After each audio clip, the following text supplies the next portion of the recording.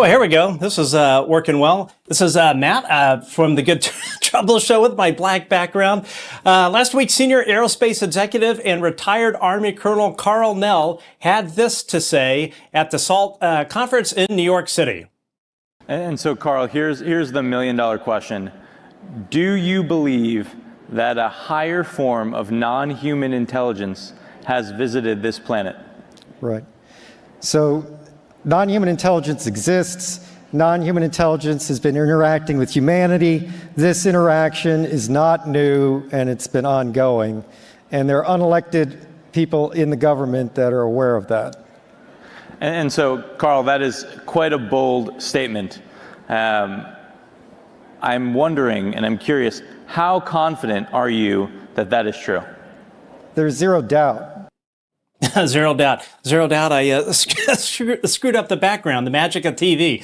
Anyway, members of Congress have zero doubt that the Pentagon and the CIA have been lying to them regarding UAP, otherwise known as UFOs. Last year, Senate Majority Leader Chuck Schumer and Republican Senator Mike Rounds sponsored a 63-page bipartisan bill on UFOs that was shot down by a small number, that is, of House members. Unraveling the government's UFO cover-up has, of course, profound legal ramifications. And today we have two attorneys to discuss their legal work on the UAP issue. But first, please hit the subscribe and thumbs up buttons on YouTube. Leave a comment, of course, and let us know what you think about this episode. You can also find us on X at Good Trouble Show and all other social media sites at The Good Trouble Show.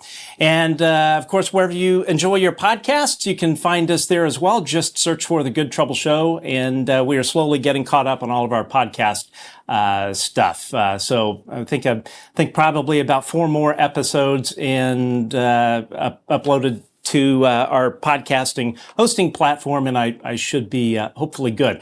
You can also become a Patreon member of The Good Trouble Show. Just go to www.patreon.com/The Good Trouble Show, and for the price of a coffee, you can support our work. Finally, Super Chats are open on YouTube, another great way to support the show. I also want to thank our Patreon and YouTube members, our chat moderators who volunteered their time, and all of you who are watching. Thank you for the generosity of your time.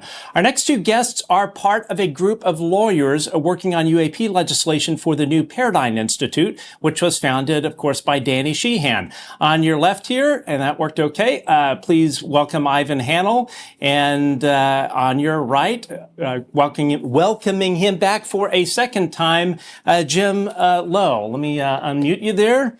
And welcome, guys. How are you? Good. Excellent. Great. Excellent. All right. Well, yeah, of course, nothing like having a few little technical glitches at the top end of things. And for some reason, too, just a quick explanation, the computer that we run our production software on kind of took a crap last episode or right after. So I migrated everything over. And, of course, we had a couple of hiccups that I didn't foresee. And for some weird reason, your Zoom feeds are coming in at like standard definition, which it shouldn't be. So I'll have to look into that, figure it out. This is what happens when you have a one-man show. So anyway, guys, thanks for joining us. And Before we jump into this, Ivan, tell our viewers a little bit about yourself. Oh, thanks, Matt. And super big fan of the show, as well as, your audience has always been really remarkable. I participated sometimes in the comments, and I enjoy it. Thank you. Basically, you're welcome. I'm a lawyer, trial lawyer. I'm actually corporate general counsel to a company in Arizona. I'm vice chair of the Association of Corporate Counsels Litigation Network, and I presently live in San Francisco. So that's kind of the synopsis about me. Excellent. Okay. And Jim, how about yourself? I'm a retired lawyer that I like the glitches in your software because it makes me look 5 years younger. Yeah, it's not 5 years. I need 30. I understand that. A retired lawyer in California.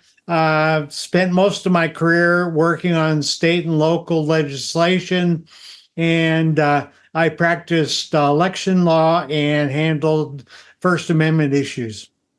All right. Now, we, of course, have had Danny Sheehan on our show a couple of times now to discuss his work. Ivan, tell us a bit about Danny. Like, what's he like? My experience with him is purely on the show. Seems like just a stand-up guy that's into all of this for the right reason. So tell us a bit about Danny and what the New Paradigm Institute is doing, and moreover, the attorneys such as yourself and Jim that are doing work for the New Paradigm. Well, thanks. It's a good opportunity to introduce some of those attorneys and talk. Let me first talk about Danny, and just as I've known him, and I'm not long lost friends with him. I've only known him for a shorter period of time, although we've had dinner and lunch and so on, and certainly have worked together over about the last 5 months or so, maybe a little longer. Danny to me, not only thinking about his history as a sort of an advocate for the public over his entire lifetime, and skipping past all his accomplishments and his credentials, and his all the things he's done. I would say that as a person, what I find about him is, and I just want to make sure that people understand, is I think he's really in this for the right reasons. He thinks that there is a moral imperative for disclosure, right? And he's up there in age now. He has a tremendous amount of energy, and he's certainly, he's sound of mind and, sharp as certainly sharper than me. So he's a really brilliant person, but he's not rich. I mean, people think in ufology at times that people are in it for money, and there are people who are, looking to become general counsel to Lockheed Martin, or, want to invest in the next company, which is going to, have some unique technology, or form subdivisions on Mars, or, whatever it is they're thinking of.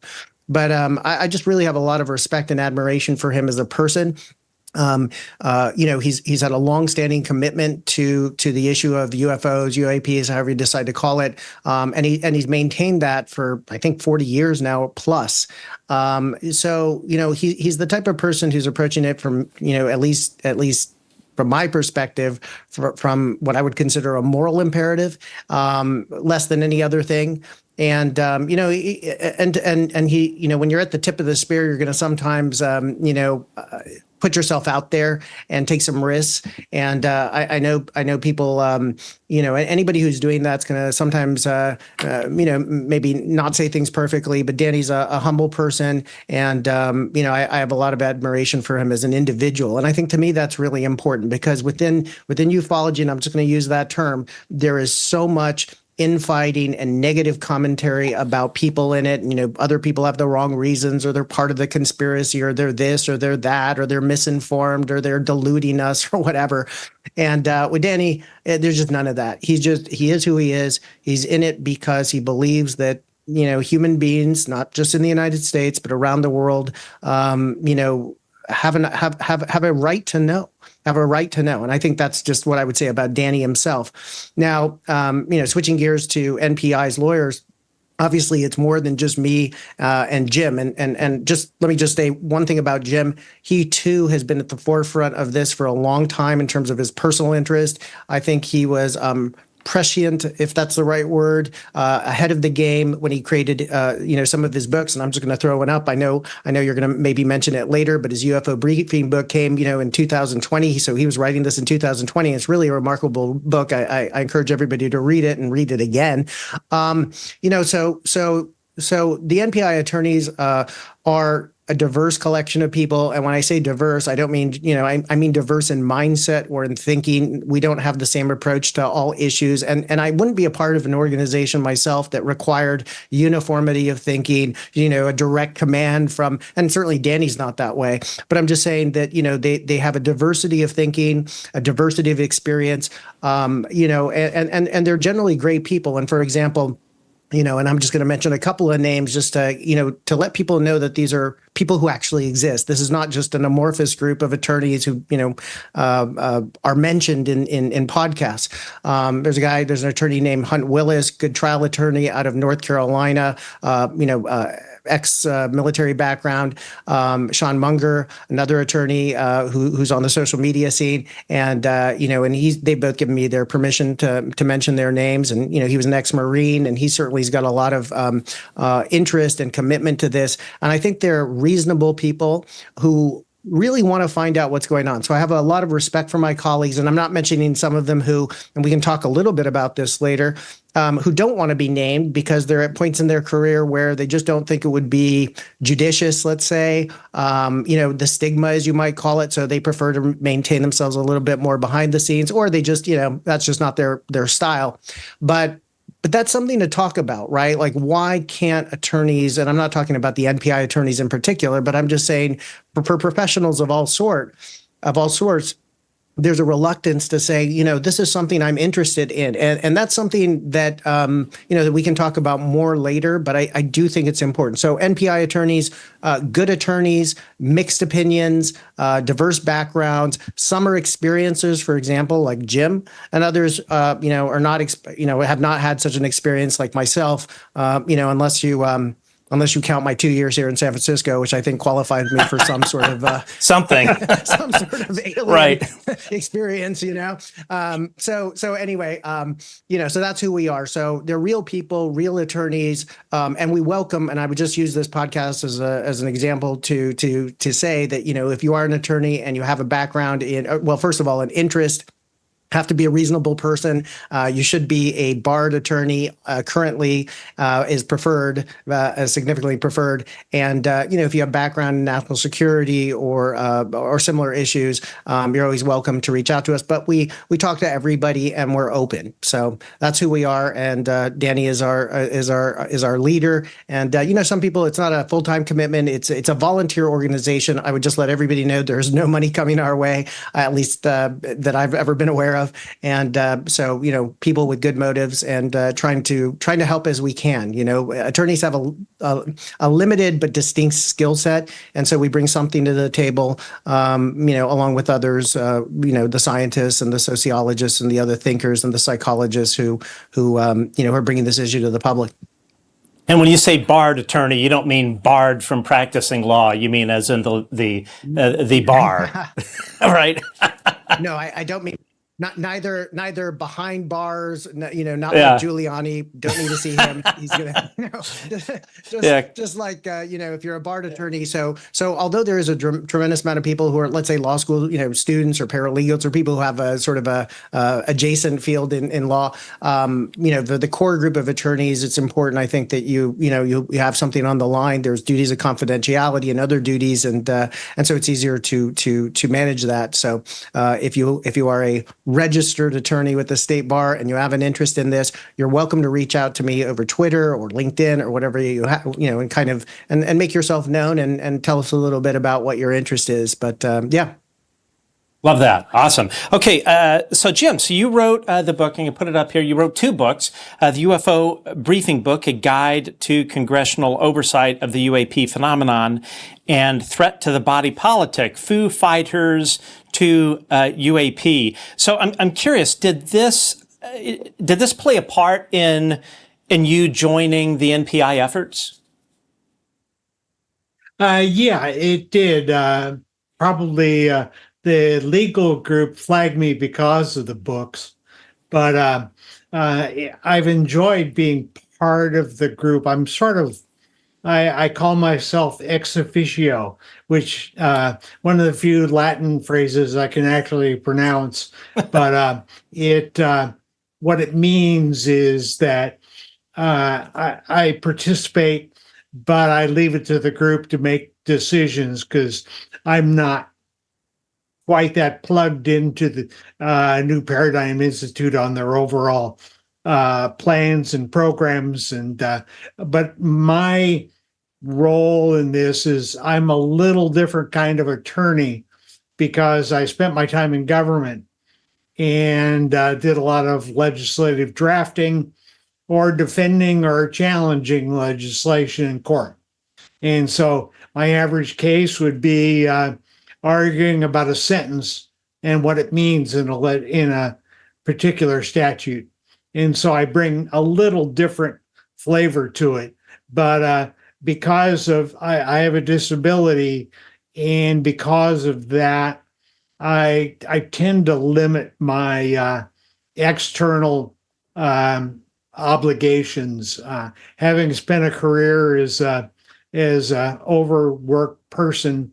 Always, one of my old partners called me a Dalmatian that once the fire bell went off, I was on the fire truck barking and wanting to get going. And so some of the legislation, I was a little worried with 2024, with the election cycle, that we wouldn't get much legislation this year. But it seems that I was wrong in that regard, and I'm happy I was wrong in that regard. Yeah, I think pretty much everyone is. Now, Ivan, I understand the UAP Disclosure Act, or what a lot of people, or those of us that track this stuff, refer to as the Schumer Amendment, that it sparked your interest in the UAP phenomenon. So for our viewers that don't track the UAP topic, we hope that most do, but for our viewers that don't, or that are just unfamiliar with it, what was the Schumer Amendment and why did it get your attention? Well, I think, I'm not going to get into too much detail about the, 64-page Schumer amendment, but it was a bipartisan piece of legislation passed by the Senate, sponsored by Mike Schumer and supported by, Kristen Gillibrand. And it was bipartisan, including Marco Rubio and others, which really proposed certain, well, first of all, the bill itself, I would, say is a remarkable piece of legislation.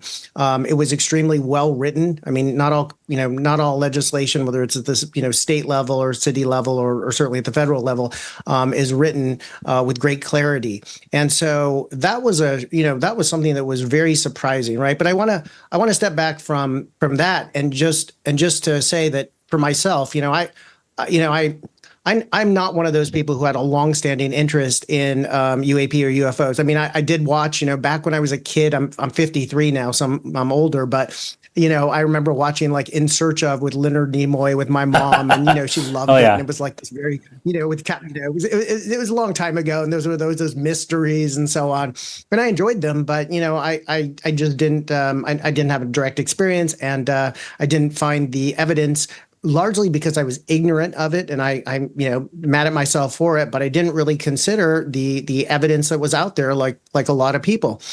And so anyway, the Schumer Amendment proposed the creation of the Civilian Review Board. It had provisions attendant to eminent domain, which we can speak about later. But really, it was a wonderfully drafted piece of legislation. To my knowledge, it was constructed by two attorneys whose names I've unfortunately forgotten. And Karl Nell apparently had some influence. Maybe I'm wrong on that. I don't know. These are, it's all hearsay for what I hear. But, it was just a tremendous piece of legislation. And but to me, forgetting, not going into the substance of it, although you should read it. And by the way, that's hard to get even attorneys to do, to get them to read it. I have to take my colleagues and put it on the screen in front of them and make them read the preamble, which is itself remarkable because it should be shocking. And so for me, what I would like to say is this. Although I had general interest in ufology a bit, and I'd watch various programs and so on, the Schumer Amendment is really what brought it home for me most recently. Of course, I know about this 2017 article in the New York Times, and that was all interesting. But there's the Schumer Amendment itself. I mean, when I try to explain this to other attorneys and show it to them, I'm surprised that they're just not more shocked. I mean, one of the analogies I use is if I told you that the Senate had spent its time passing a bill to look for the Lord of the Rings and to create a group of hobbits and elves to go, like the review board, to go and return the ring to Mordor, you'd think that either the Congress had gone mad, had some sort of transitory mental illness, or you should say, well, what's going on? What's happening here? And so the Schumer Amendment, for me in particular as an attorney, was shocking. And what's shocking, so first, the bill itself is just insane. I can't first of all give credit to whoever wrote it, and also just the idea of it was somewhat almost incomprehensible that this was real, whether, through the mention of non-human intelligence 24 times. I mean, it really was something else. But what was almost more shocking was the opposition to it. because, and there's always that saying, it's not the crime but the cover up. But the opposition to it, which was not articulated, that is to say, nobody, to my knowledge, nobody said, yeah, it's just too expensive. We can't afford to find UFOs. It's allocated, $400 million. There wasn't a direct and explicit reason given for the opposition. And it brings you to ask yourself, well, why are you opposed to something? I mean, what are you concerned about, right? Like, if it doesn't exist and it doesn't cost a lot of money to figure this out anyway, why not just, put a nail in it and let it work? Right. And, people will say to me, their counterpoint is like, well, why look for something that's not there? Why even bother? Why distract ourselves? We have Ukraine and Israel and budget deficits and migration. Like, why bother to waste our mental energy at all on such an issue? But when I hear that kind of argument, it reminds me of a story of back in the 2000s, early 2000s. There was a guy who allegedly, right, he lived in a housing project in, I believe, Queens or Brooklyn, or I don't know where he lived, but somewhere in New York City, maybe Harlem, actually. And he allegedly had from a cub, he grew a Bengal tiger, right, like a 400-pound Bengal tiger. Wow. In his Harlem apartment in a public housing project. You can look it up. I mean, just type in New York Times tiger, 2003 apartment, and you'll see a photo of a fireman going up a ladder, and there's this angry 400-pound Bengal tiger in the window. But wait a minute. So you ask yourself, well, wait, this guy, throughout whoever this guy was, the reason it got exposed is because he came into a hospital apparently with a big bite on his leg or something, and the people were like, this couldn't have been from a dog. This is just too big. What happened? And that's how we learned that this man had a Bengal tiger in his apartment in a public housing project in Harlem. And the thing about it that's so crazy is that that throughout that time there were many reports. I mean, in the newspaper article that I read about it, people were complaining. They were saying that they had seen a tiger in his window, that there were roars, that there was, how you got the food there. But people would say, how could you feed a tiger? How could you take away its waste? Maybe it was just a giant house cat. He's playing a trick on you and playing roars through his stereo speaker to make you think he has a house cat. Like, what you can imagine all the reasons that came about never to investigate whether there was potentially a 400-pound Bengal tiger being raised in a Harlem project. And then eventually, of course, it turned out to be true. So from my perspective, it's not just the bill itself, which is shocking, but the opposition to it. Why not? Why not take a look? Maybe there's something to it, right? So that was the last thing. And the last thing I'll just mention is this. As attorneys, I presented, I'm part of listservs of predominantly plaintiffs' attorneys, but also on the corporate side of things too as well. And although attorneys are interested in, a little more than average, I guess, I'm still shocked at how few attorneys really are willing to say, wait a minute, this is worth paying attention to. I think that will change, but many attorneys just let it it hits them. And like everybody else, they're like, they don't know what to make of it. And they go about their business. And to me, the fact that as attorneys, we can put it aside and just sort of ignore it is shocking. And it bothers me, frankly, because you look at pieces of legislation in the past that were destructive, and I'm not, obviously, I think the Schumer amendment is positive and perfect, excellent. But in the past, I'm sure people would have seen the, Internment Act for the Japanese back in the early 40s. And if, somebody saw it, and obviously that was a different context, but still, somebody should be like, wait a minute, this is wrong. This seems inherently wrong. No, this can't pass, or something should pass, right? And to me, again, just, to get off my high horse, I think we as attorneys have a duty to investigate this and to take it seriously. And if we do that, we're doing our job as officers of the courts that we're members of. Now, Jim, regarding the legislation, the Schumer amendment, and of course, this was the first sort of stab at it. And of course, we're hearing now that a Schumer 2.0 may be in the works. But the previous legislation, were there any, as an attorney, were there any shortcomings in your view of how that was written that could possibly be improved upon in a 2.0 version of the Schumer UAP Disclosure Act?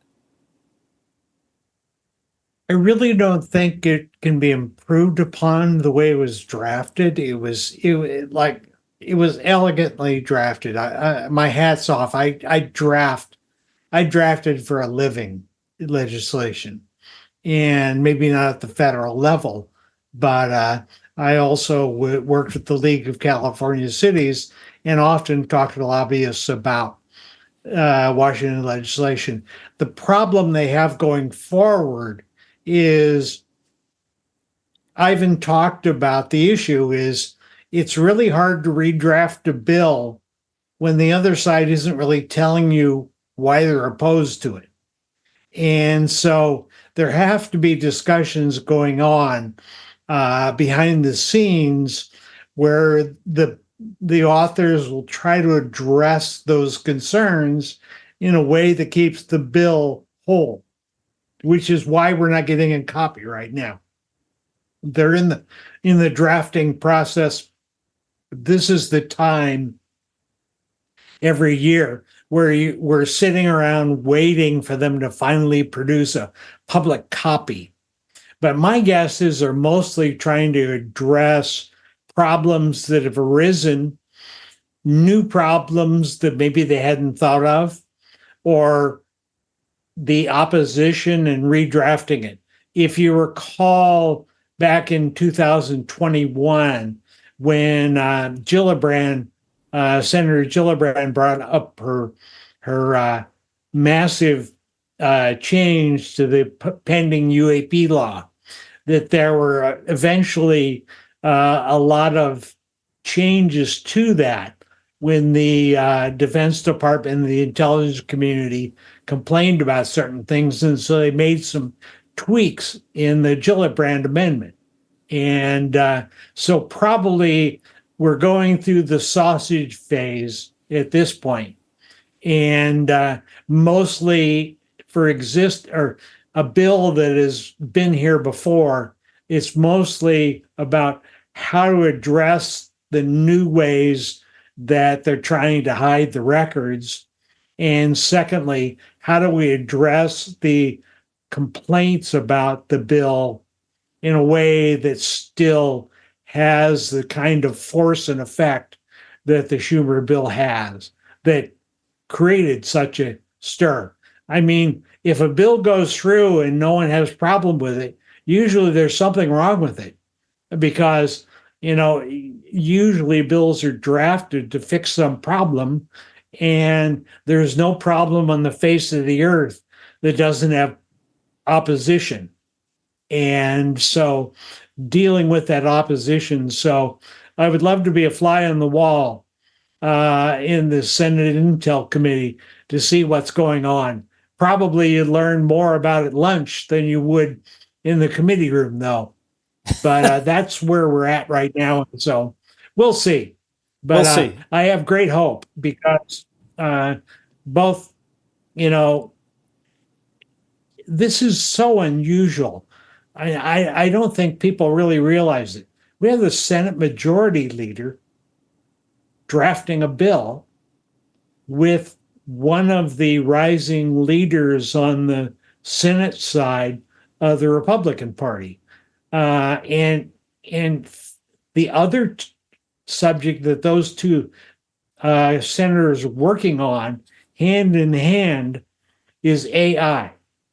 So you've got UAP and AI, probably the two biggest cutting edge issues going forward that are hard to, multiple levels of Rubik cubes.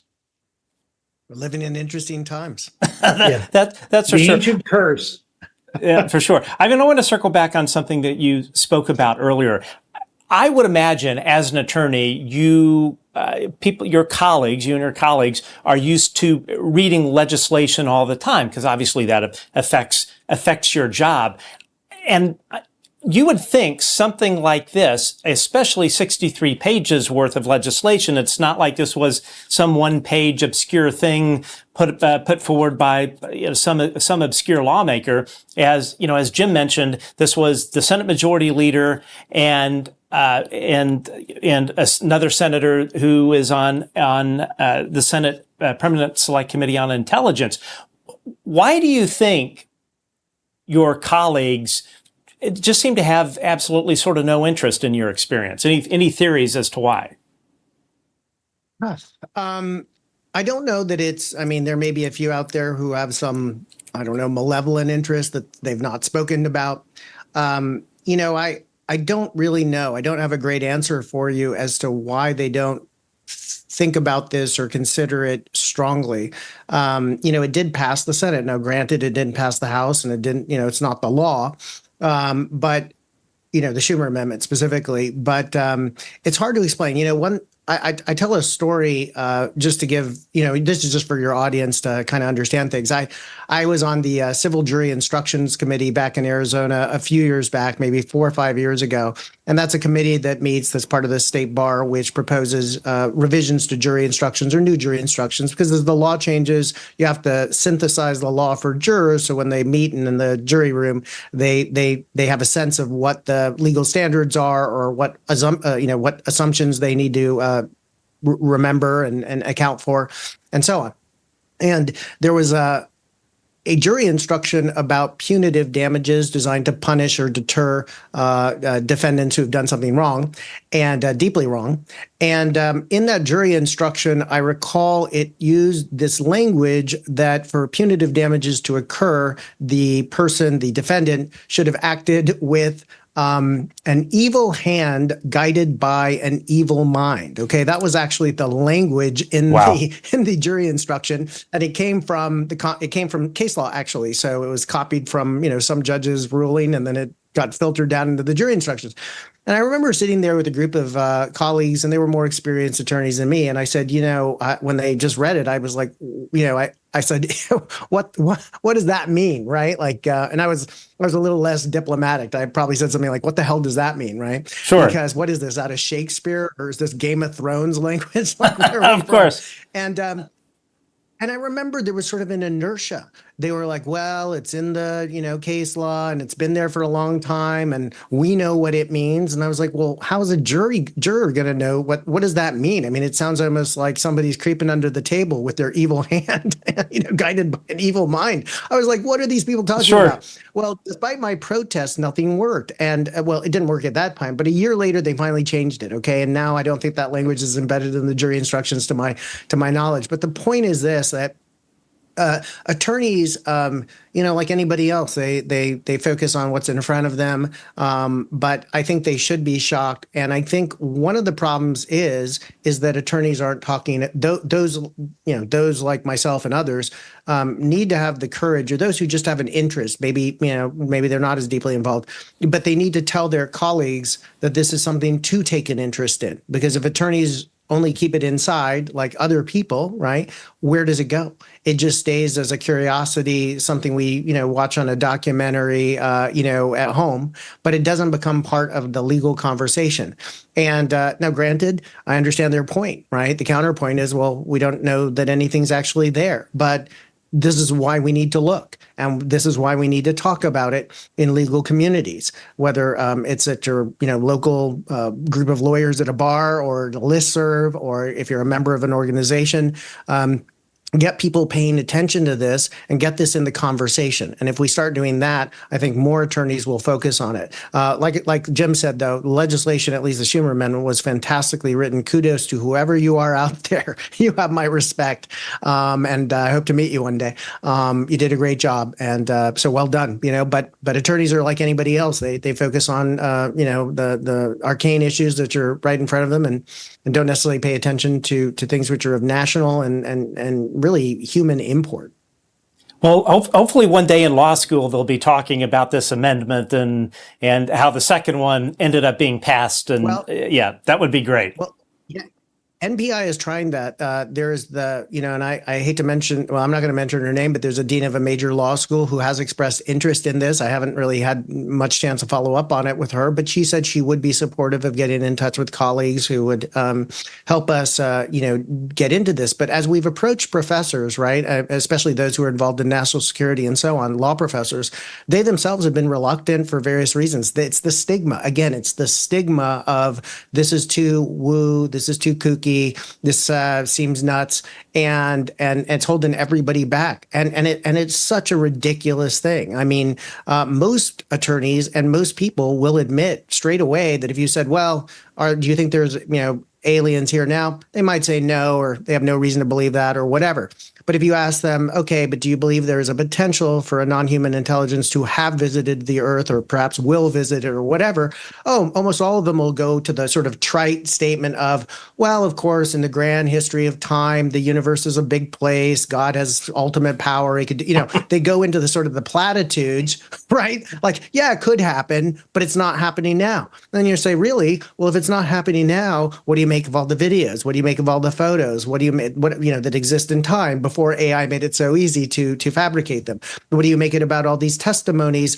I mean, as lawyers, we can send somebody to death for just witness testimony. I mean, that can be the sum of it at times, right? So just as people say, you should take this at least seriously. I'm not saying that Schumer bill is proof that there's an NHI. I'm not saying that Karl Nell, just as he said now, knows that there's an NHI. I need to, know why Karl believes that, right? But great respect to him. He's amazing.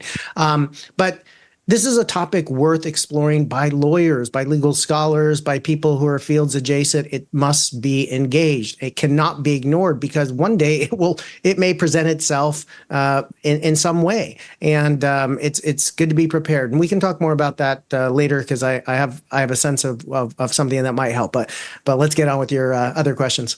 Yeah, we'll definitely dig into that later. So of course, we were talking about the Schumer Amendment, which was almost a year ago. So let's jump to the present. At the top of the show, of course, I played the clip from Colonel Karl Nell, former aerospace executive. And I'm just curious, from your perspective, Jim, what was your reaction to it? How significant do you think it was, especially in light of who the crowd was? There are certain mileposts that we have to think about. The New York Times and Politico articles in 2017 on my 65th birthday announced about it to the world, basically. And so that was a big effort that was one of those major mileposts. Another one I think are less publicly known or thought about. One was in 2022, when the Intelligence Authorization Act bill was let out of the Senate Intelligence Committee. Chairman Mark Warner said that they were trying to fix things because AARO was focused on mundane cases. And what they suggested was that get rid of all the cases except the ones that aren't man-made. And that's probably the first public official to basically say, we want to know about non-human intelligence. And then the Schumer bill was another one. And so now at this point, we're facing another milepost, and that is moving on to people not dancing around the issue with lots of qualifiers that I think that probably this, maybe that. Karl Nell did us a favor by announcing in a group of significance, because that audience were fund managers from Wall Street. And there was a really amazing cast that spoke at that conference. The day, in fact, started with General Mark Milley and ended with Colonel Nell. And Colonel Nell probably said the most amazing things that these companies need to know about. It sort of reminds me that when you look at I love the tiger example that Ivan gave. That's great. But I've worked, working in local government, I used to get tagged with, here comes Jim, he always works on the disasters. And one of the things I would do would be I was sort of the lead attorney in certain regions over things like disaster preparedness. And one thing I found between FEMA and the military and the intelligence community that they all have in common is there may be possible threats that have a low probability, but if they occur, there's a high probability of damage, serious damage. I remember in 2004, the county of San Diego ran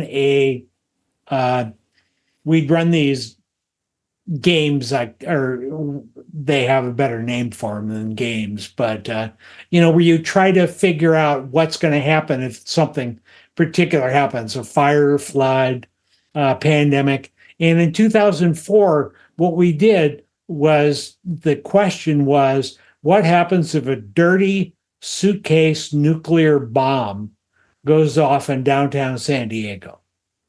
Now, the chances of that never happen. The chances are very remote. Yet the military, the intelligence community, this was all after 9/11, were very interested in seeing how we would perform if something like this happened. And so now we come to UAP. If the Pentagon is right, then there's no problem. Well, in all other issues where they have these kinds of potentially, let's give them their assumption that it's low probability. Well, it's a high risk, low probability. And in every other area, they plan for these things. But for some reason in this area, they not only don't plan for it, they have the head of the agency that was meant to investigate trashing Congress last year because the House Oversight Committee was doing, something on the subject, and he didn't like that. And when you have a public official speaking out like that, there are rules. We all have First Amendment rights. But when you have Sean Kirkpatrick trashing the House Oversight Committee, you get into an area of law where the First Amendment comes to an end for public officials. If you're doing something or saying something that creates problems in your job, and if you're reporting to Congress on a regular basis and you're calling them all idiots and buffoons that ought to mind their own business, it's going to make your job a little harder. And that actually gave the Pentagon the right to fire him. And instead, he ends up in some cushy job over in DOE, I guess it is. Yeah. And so it's not just a question of things flying in the sky and what they are, but it's a question of on the ground. When you're saying you're following a scientific approach and then not doing things the way you normally do them, investigate, there's something missing here. And so even if I didn't know more about what's behind this phenomena, just by their actions, it's got put a question in all of our minds as to the way they're approaching this, that it's so at variance with other similar topics in how they approach them. It's the opposite. And so I'd like to hear some explanations the next time around whenever there are objections as to why. Yeah. Please. Oh, go ahead. I'm sorry, Matt. Oh, no, I was just going to say, go ahead. Go ahead.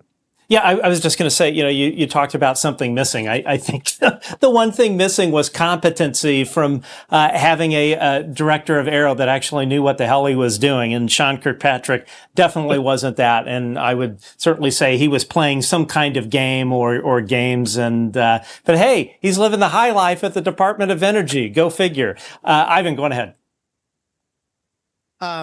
redirecting towards Karl Nell, first of all, when I saw his presentation, I wasn't there in person, but I did see the recording, I recall, of when he was at the Saul Foundation. That was a really amazing talk by him then. And, if he's out there, Karl, I'd love to meet you or know who you are a little bit more. He's really a brilliant mind. I like how his thinking dovetails between the, sort of practical aspects of this, as well as sort of the philosophy behind it. I think he has a sort of a philosophical intuition or take on things that fits nicely in the way he approaches things. And I always appreciate that. I like to understand sort of the first principles of things. And I think that's kind of his approach, or at least that's what I infer it to be. So he's amazing. As far as his talk on the Cell conference, I have to admit, at first I didn't give it the attention it deserved, because I thought that initially there was more qualification to what he said, but rehearing it, you just presented it again. No, he's actually there are no qualifications. That is his belief. Now, again, why do you know what you believe? I'd like to know more on that, but there are limits to perhaps what he can say. But clearly, we have every reason to believe, I don't have any reason to doubt him that he is approaching this from his genuine belief. I don't think this is some sort of he's not sugarcoating it. He believes this for some reason, and we should think, we should get to the bottom of why. So I think it's a really incredible thing. Now, I will say though, also, there have been other moments in the last few years, and I know it's not the same thing, and I know people may have problems with James Lukatsky, but I'm still shocked that he said he was inside a UFO. He was on I think Corbell and Knapp's show and said he was inside a UFO. I don't know. Don't hear that every day. But that.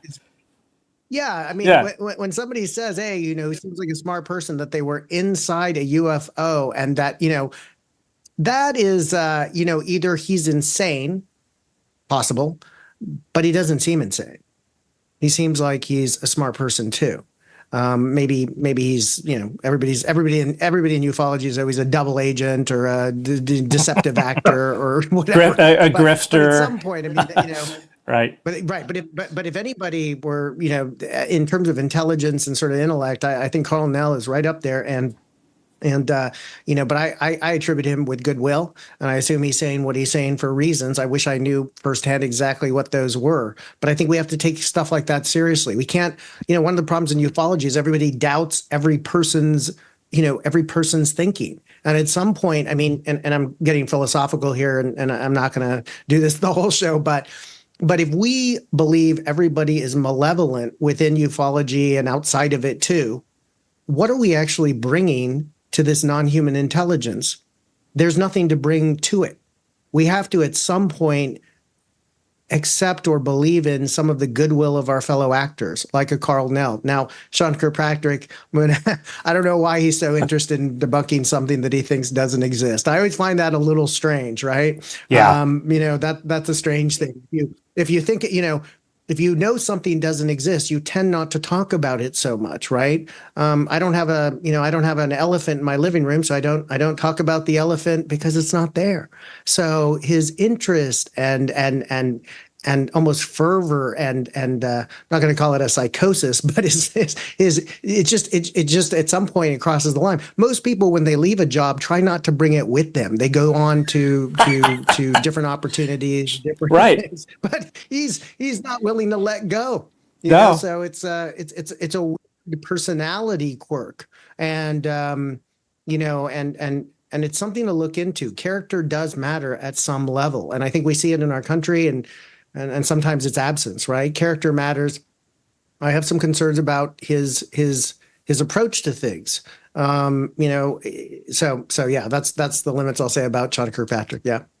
Yeah, it's literally like a dog on a bone, and you have to ask yourself at some point, why is he spending so much time throwing Congress under the bus and spreading conspiracy theories that were generated by the debunkers? It's the same thing. I say this all the time about Nick West. For somebody that thinks all of this is a bunch of baloney, he sure spends a lot of time talking about it like it's his day job. If I feel like recommending them to Better Health or something, you need to get the Better Health app and have some work done.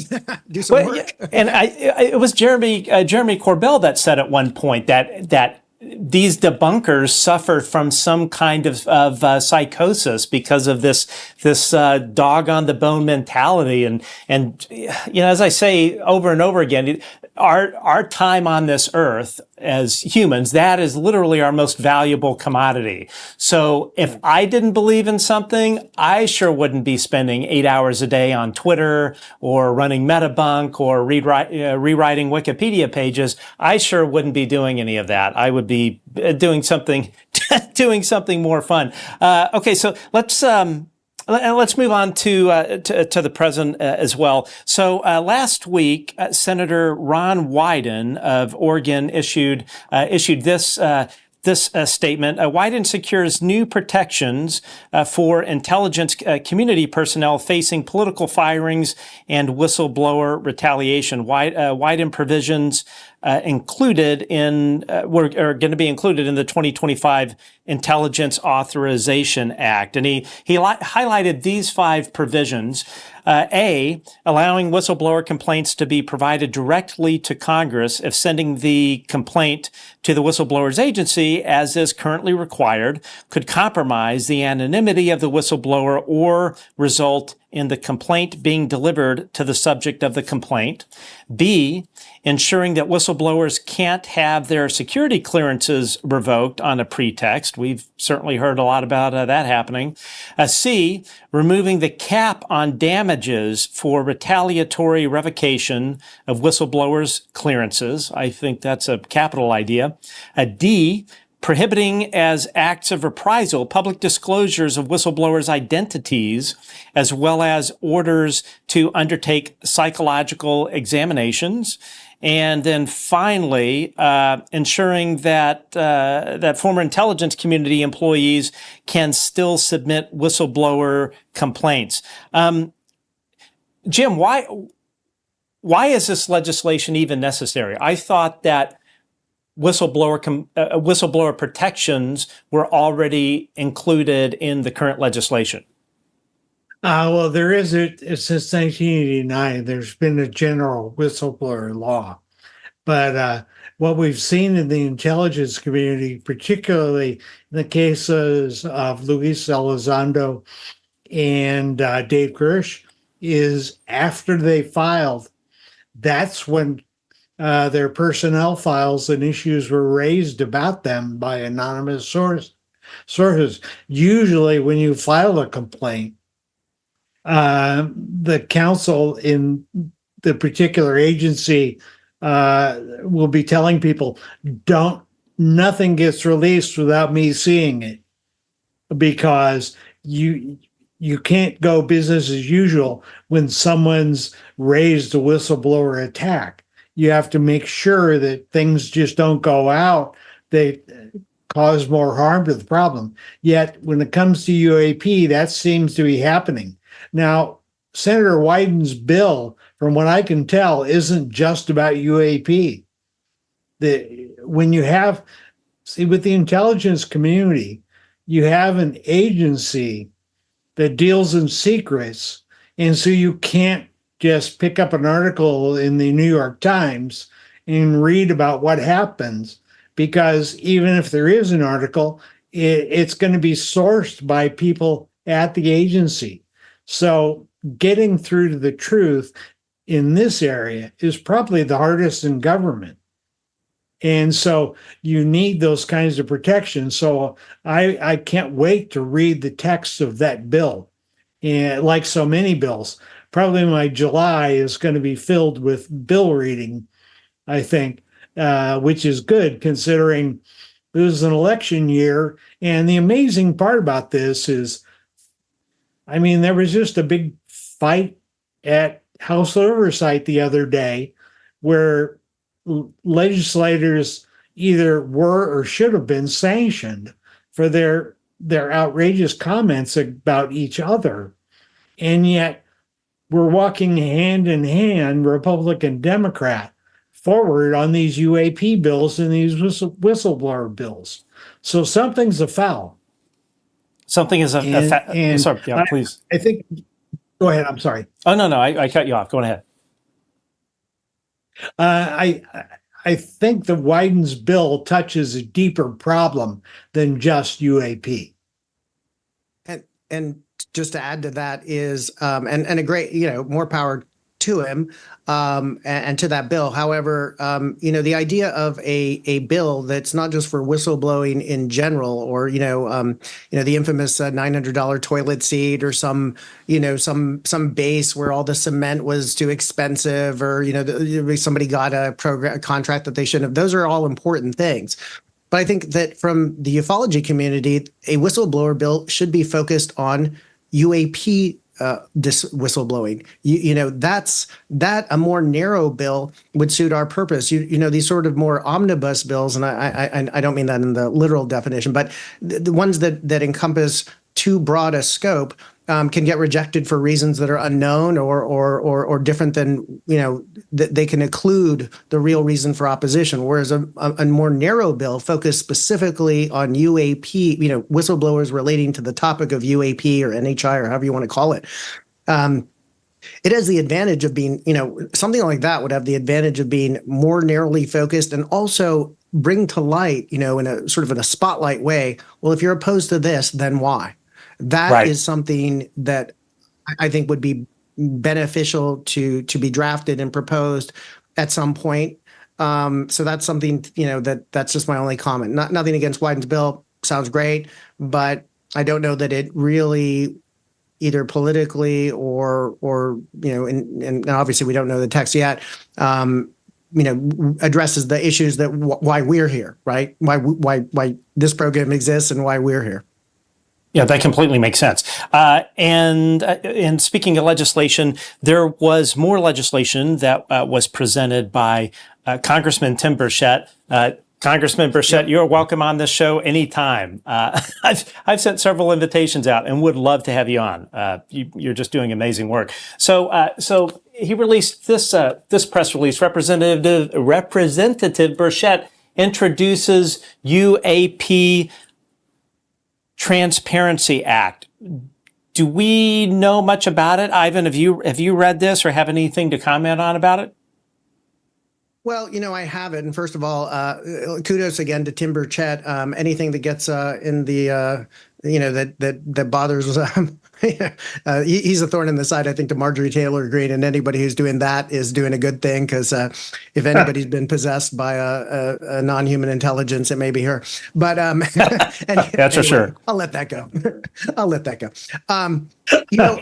When I look at the act, it's very short. It's literally 2 pages. This is not 64 pages. So if anybody wants to read it, you can probably read 2 pages. But just having it in front of me, it is so brief that in a way it allows a lot of discretion. In the, in paragraph A, it speaks to, that the head of each agency or department or subordinate agency or the independent agencies should declassify the information and make it available on its website relating to UAP. And that's fine, but it lacks the details that get into the mechanisms as to how that would be done. The process of declassification, just it's fine.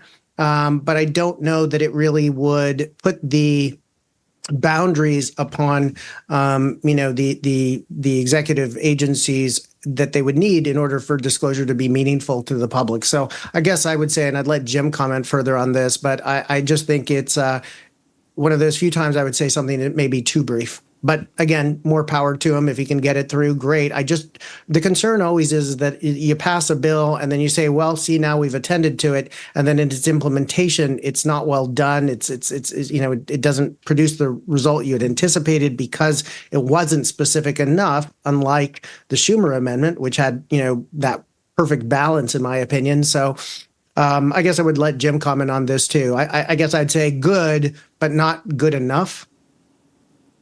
That makes sense. So essentially what you're saying is that if it's not written well or there are no enforcement mechanisms, the bill, even though it may pass, just kind of has no teeth. It just kind of dies on the vine.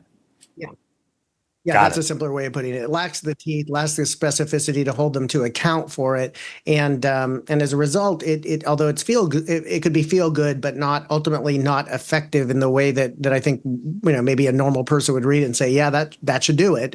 Well, in this case, maybe not. But Jim might have a different thought on that. Right, and Jim, because yeah, go ahead. No, go ahead. Yeah, I was just going to say that is one of the issues, from what I understand, is that these some of these committees or whatnot that are not, say, like Senate Armed Services or House Armed Services, if certain senators and congressmen and congresswomen do not have the security clearance to even look at this information, back to the point that I was making earlier, you have this committee, but it has no teeth, correct? Well, see, that's the Representative Burchett has really done a yeoman's work in this area, and I applaud what he's done. Basically, the bill, I've only had one quick read at it, but it reads more like a statement of intent than a particular bill that has mechanisms that require how you do it. And it's the how that counts so much. And I think Ivan's pretty much pointed that out. And where the Schumer bill approaching the same subject is very difficult for people to read because it's 63 pages. But it puts the onus on it. It says standards, and probably the most important thing is that it takes the discretion out of the defense and intelligence community. And so, unfortunately, in the past, I would always assume that the agency in question, when you're drafting legislation, has the best interests of the public, and they'll draft it in a way that was intended by the legislators. In this area, it seems we don't have that. There are enough elements in the defense and intelligence community that are still fighting against this tide. And so, to me, at this point, the bills should be taking away authority from them on these particular issues and having a broader set of standards that are either a broader set of standards or have other people outside of the agency make the call. The president ultimately makes every call, but you can only do so much in one day. But you have to have somebody outside of these agencies where you have demonstrated problems.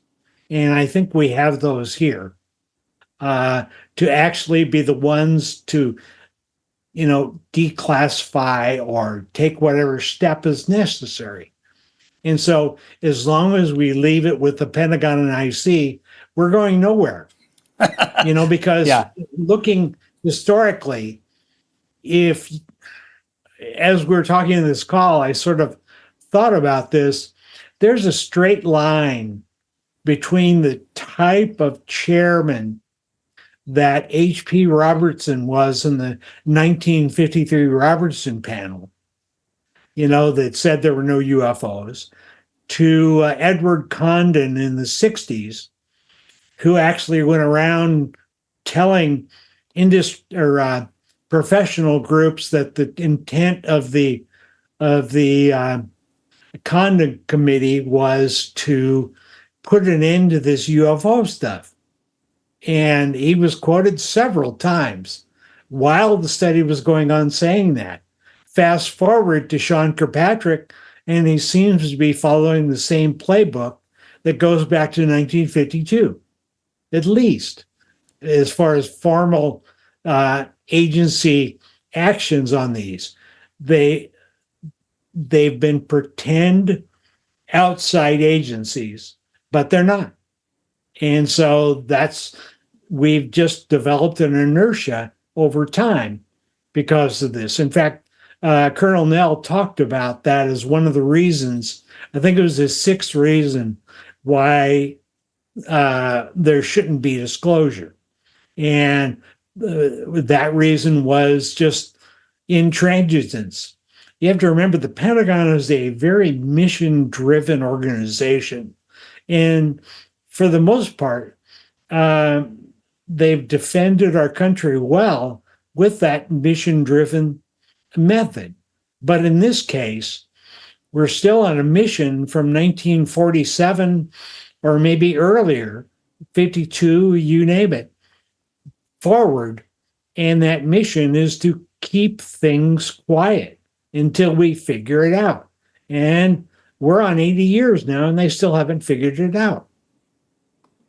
Yeah, I would say the one mission that they've been highly successful in is lying to the American public, lying to Congress. I think that you look at the behavior of the Pentagon and the CIA, it's just maddening. How you can have these organizations continually lie to Congress and try and cover all of this up. Nothing about it is patriotic. Nothing about it is right at all. That's not how the framers of our Constitution intended for all of this to go. That's for sure. Now, so kind of jumping back a bit to the Schumer amendment. The first go at it, and hopefully, as we said, there's another one. Ivan, one of the reported kind of issues that I guess Republican Mike Turner and a few other of his cohorts had for shooting this whole thing down was this whole eminent domain clause. Now, I know absolutely nothing about eminent domain. I don't know how it works. So can you maybe just give us a primer on how, not even counting the UAP issue, how eminent domain works and what you might change in future UAP legislation as Schumer 2.0 in terms of eminent domain? Would you leave it in or would you modify it? So I'm not exactly sure the order to address this, but I think I would just point out that there's a diversity of opinion both in NPI. I mean, I know I would say that I believe that Danny's strongly in favor of a provision similar to eminent domain, which would allow the government to essentially come in. And again, it says for just compensation, right? So one of the ideas of eminent domain is, and in the local context, what Jim could speak to better than me, because I haven't really had to deal with too many of these issues. But if the government wants to come in and put a highway, it can exercise eminent domain to take away the houses or the land that is in its way, but it has to give just compensation. Now, in the NHI or UAP context, if ultimately it was the government who provided those same objects to private industry, it's curious as to why the government would actually need to assert eminent domain to get them back, since it never gave them maybe title, but possibly temporary possession. So, and Jim can follow up with a greater explanation about that. But I would say that, the idea of, regardless of the exact legal definitions here, the idea of the government having the power, at least, and this is again a personal opinion, and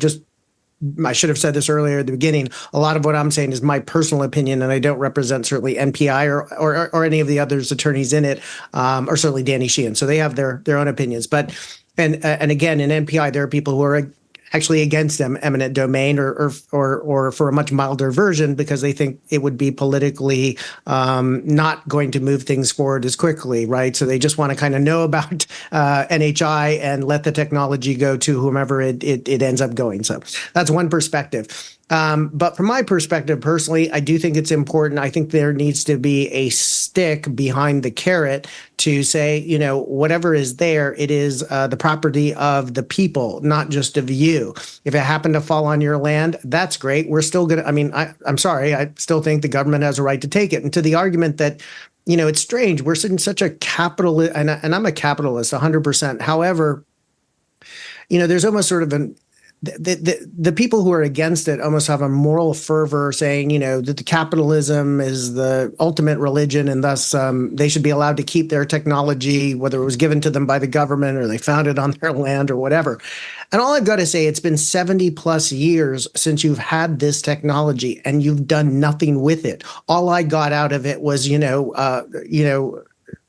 social media, right? Or whatever, right. A couple of, cable.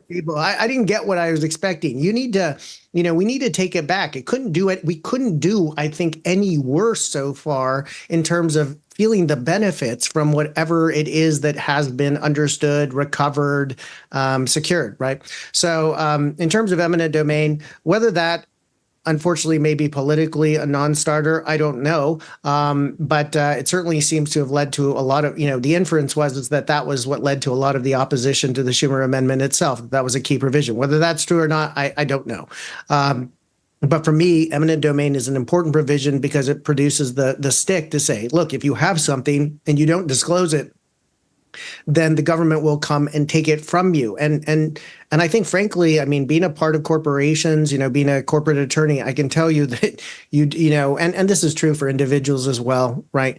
Sometimes you need a bit of a stick to get people to comply and to do the right thing. It can't just be all carrots, right? So that's my thinking. But Jim may have a different point of view. Well, Jim, and here's my question. If I'm Joe Bob and I own 50 acres of farmland out in the middle of Timbuktu, and a Russian satellite falls out of the sky and crashes, and I don't know, maybe it's lined in gold or something like that, and I want to keep it, can the government come and take that satellite, that Russian satellite, from me, even though it landed on my property? Good question. I don't know. It's because the eminent domain isn't just a legislative issue, it's a constitutional issue. The Fifth Amendment of the Constitution requires reasonable compensation and due process, both that have been missing in the UFO area for a long time. When it comes to someone in 1960 taking a picture of a UFO and the Air Force comes and takes the photo and never gives it back, that's a taking. Turner's issue, now flip to the other side of this, Turner's issue on eminent domain is pretty much a standard Republican response to eminent domain. If you remember, well, you're not going to remember because I doubt if you followed eminent domain law in the 90s. No. But I was following girls in college. That's what I was busy doing. Yeah, so you were living life instead of in some dark conference room that I was in dealing with it. But with that, it's been pretty much a Republican standard issue is to fight government eminent domain. It's state or local or federal level. And so that's an easy tool for Turner to reach into the typical playbook that he knows will work and use it in this context. Now, I have a little problem with the eminent domain part. And one of the reasons is I agree that if the government takes something that isn't theirs, they need to pay for it for its fair market value, and they need to be able to, follow due process so that the person knows that they were treated fairly. It's not just the amount of money, it's also that you were treated fairly in the process. And if there are companies out there that legitimately own, quote unquote, these materials, and the federal government wants it, then eminent domain is necessary. However, I think we're at a premature stage on eminent domain because we don't have a statute that says, here's how the government takes crash flying saucers and from your property, or having turned them over to, Defense Industry Corporation X, and we want it back. Defense Corporation Industry X has to show that they have title. You just can't see. You can possess, 20 feet of your neighbor's property because you built a fence and kept it for 5 years, and they never complained. That they can take it by adverse possession because you have to protect your rights. However, with the government, the general rule is that, and this goes back to England, that you can never take the king's property. That if you had the king's property, I don't care if you had it for 200 years. I want it back. And the same with government.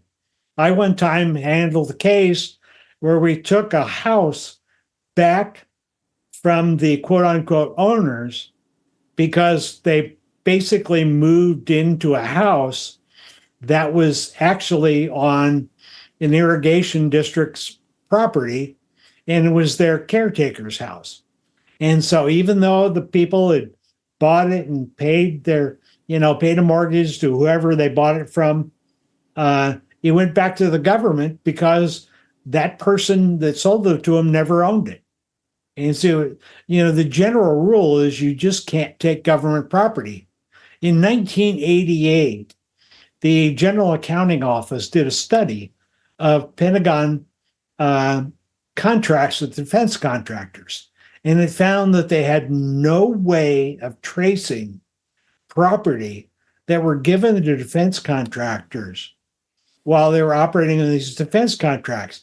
So we'd supply them with lots of neat stuff, and it just never showed up again because there was no record of it. Before the time for the Defense Department to give a response to the GAO, they changed the rules prospectively. And so from 1988 back to World War II, they were just giving stuff away and never keeping track of it. And so it's going to be really hard to sort that out. But these defense contractors are going to need some sort of legal authority to say they own it. And I haven't seen it. And the Defense Department's in a catch-22.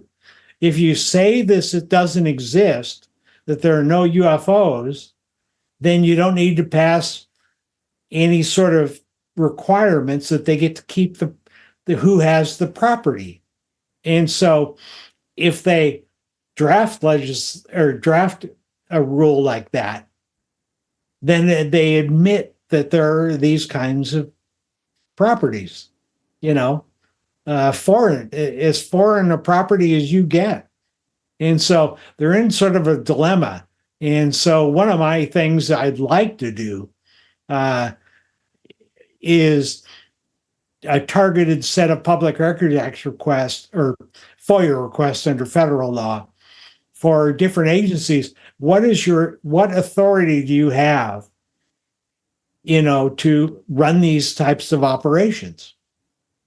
And they're probably going to say, no, we don't have any authority. And then later on, when defense contractors try to defend their right to own it, all they have to do is say, hey, look, the Defense Department says you're wrong.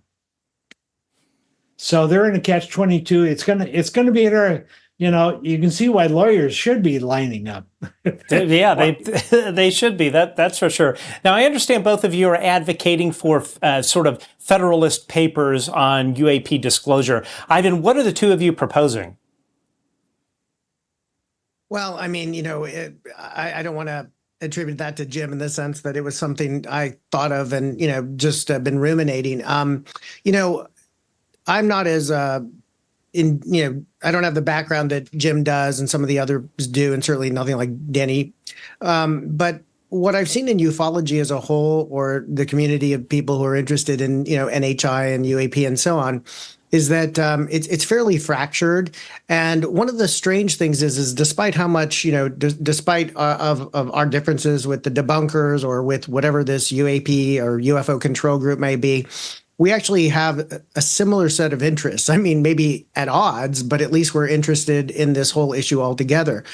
But I don't think that for the American people, right, like the presupposition to all this legislation is that if we protect whistleblowers' pensions or against retaliation, that someone will come forward and then shed light upon the existence of NHI, and then our lives will magically change. It's not that I don't wish that were true. I'm a bit skeptical that will happen, and thus I think that the focus on narrow pieces of legislation or just legislation at all, though incredibly important, I'm not discounting that. That's what we're trying to do, and I give kudos to those who've done great things like the Schumer Amendment. But I think we need something that comes before it to talk to the broader audience of people who are neither ufologists, who are not debunkers and certainly not part of the control group. They are the regular American people. Now, I just want you to revisit one thing. If you recall, all the, 2 decades ago, 2.5 decades ago, after 9/11, we managed to invade, a lot of the Middle East, and not opposed to that necessarily. But I will say this: the reason given was that there were weapons of mass destruction, nuclear weapons, or Saddam Hussein had that. And we come to the end of 2 decades worth, and none were found, and there was no accountability for that entire process, or very limited. And so what I mean to say by this is, if you expect things to change in government or accountability to happen simply because a UFO whistleblower has their pension passed and thus was able to feel confident and come forward, and that produced the event which tells us all the reality of things, I don't think that's going to happen. That is to say, I don't think we can purely achieve our aims through legislation through the U.S. Congress. I think that what's really important, or at least should be another line of effort, and I think this is consistent with what Danny is trying to do, although again, I don't speak for Danny, and so this is my nomenclature for it, is I think we need a Federalist Papers of sorts about all the issues, or the primary sort of philosophical and political issues attendant to this entire endeavor, so that the broad public, the American public, the world public has a way of thinking about things.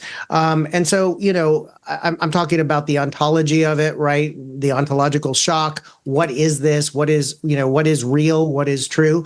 But I'm also talking about other things, like maybe one of the themes for a Federalist paper would be, personal autonomy, right? The right to be physically intact and not be abducted or experimented on, but also the right to know the truth itself, to be told information sufficient to understand what that reality might be. That would be a theme for a paper. Maybe another one would involve the integration or the relationship between technology and security, right? Like a paper, like a white paper, if you call it that, or a pamphlet, or a missive, or a papal announcement. I don't know how to frame this, but something dealing with technology and security, because they go hand in hand. Obviously, there might be great benefits from this technology. On the other hand, most technology has, a dark side and can be used for malevolent, right, purposes. And then, that because we live in nation states, engages the idea of security and so many different things. And then you get into the Havana syndrome issues, which may or may not be related to this, but those are part of this. The other idea is maybe a white paper or a paper on the idea of diplomacy, not only sort of a diplomacy amongst ourselves on how we approach recovered craft, victims of surveillance, all of that. But, some people really believe that there are treaties already made. I have people who I talk to who really strongly believe that there are treaties made with these, others. I don't know whether that's true or not, but in any event, we have to engage the idea of what would a diplomacy be were this to be true with some planetary civilization or several civilizations for that matter. And then just the idea of representation itself. I think what we're not only as lawyers, but just as individuals, one of the main problems that we have, one of the things why I think there's so much passion, emotion, and frustration in all of this field is because we don't feel we are being represented, by the executive, by members of Congress. Certainly no representation, it seems, by Lockheed Martin. We don't feel our voice is being heard, and we need it to be heard. So I think as a precondition or a prerequisite to really bringing this to the public, I don't believe, at least at present, that a whistleblower will come forward because their pension was protected and then somehow blow the lid on the whole thing, and then we'll go and revisit 70 years of history and there will be accountability and prosperity and technology will be. No, that's not, to me, that's not unlikely to happen, because I think we need a set of ideas or papers. And unfortunately, I don't know, maybe they exist. And certainly these ideas are embedded within people's writings and books and ideas, but I've talked to people, including Jim and others, and they say, for the most part, that there is not a a uniform set of again, sort of topics that have been addressed in writing where ufology comes together. And this might mean that we have to gather together the key actors, from different groups. It could be Karl Nell and Jacques Vallée, and it could be, the great thinkers. It could be, George. I don't know exactly who would be part of this, but we need sort of a Congress, not just a Congress in the desert, which is fabulous. And I wish I were able to attend, but I have work to do. But the point is that, we need to have in my opinion only, I guess, I'm just saying this for myself, I think we need a set of papers to outline the broad topics that are that may be true on the assumption there is a non-human intelligence at work of some kind, and that there has been a story to have been told, but we were denied it. I think we need to get to that point, make that assumption that this is all true, and then proceed with a series of papers or articles, short, simple to read, but that outline these broad topics for the American public and for everyone else too. And I think if we get that and we understand I don't know if you'd call it a moral authority, whatever you describe it as, but if we have that consensus, I think that will do a lot towards smoothing out the debates and not pinning our hopes on an eminent domain provision in a bill somewhere. I think we need to think broader and not just see the trees, but the forest. Ufology as a whole really focuses on the individuals, the bad whistleblowers and the bad senators and the bad companies and the events that have gone wrong. And that's important. That's part of accountability. That's part of history. That's part of understanding what is true. But I think we need something broader than that. And, I think that there are people in our community who've been at this for a long time, much longer than me, who have the right thinking to guide us as a world population, certainly as an American public, to know what is out there and approach it thoughtfully. And so that's my proposal, is we need a Federalist Papers of Ufology, maybe in a, and maybe that's a bad label. Probably something could be better label for it. But something like that, I think, is an important thing, held in a Congress, not necessarily the American Congress, the U.S. Congress, because they're doing a lot of different stuff. But that's for sure. We need to have that kind of Congress. They're busy, but we need to have a Congress of the people who've been the leaders and the intellects behind this, and move this issue forward with the American people. Because again, if your belief is that some whistleblower protection is going to throw this all to light, or that some rule dictating that a report should be issued, that it has this authority behind it. Again, incredibly important, but I don't think that's where the majority of the American people are. 98% of America is interested in this issue, but not enough to make it something meaningful to them, and we need to get it to them. And Danny through MPI is trying to create advocacy groups in each of the 435 congressional districts, and that's great too. That's part of this process. But again, a set of seminal papers, I analogize it to the Federalist Papers, to create a real understanding amongst the American people and maybe the broader public in the world. I think is really important, something that I don't know that exists, and I think should, so that we have some broad guidance that integrates philosophy and politics. So that's my proposal, and that's what I think should happen at some near point. I think that's a capital idea, something to kind of unify everybody that's kind of in their own little separate camps. I think that would be a great idea. Have that framework. And the other thing too that I think is really a great idea about this is that it forces everyone to sit down and think about all of the elements of this whole thing. This whole topic is such a rabbit hole that I think it's easy to kind of get distracted and go off in different directions. But I think that's a great idea. Have a kind of constitutional Congress or whatever, sit down, nail all this thing, nail a framework down that we can all go by. Well, I love that idea. So wrapping it up here, Jim, what do you think we may see on the UAP legal front in the next 6 months? If you have your legal crystal ball just out of camera view there. Well, my crystal ball 3 weeks ago would have said nothing about what's come out this last couple of weeks.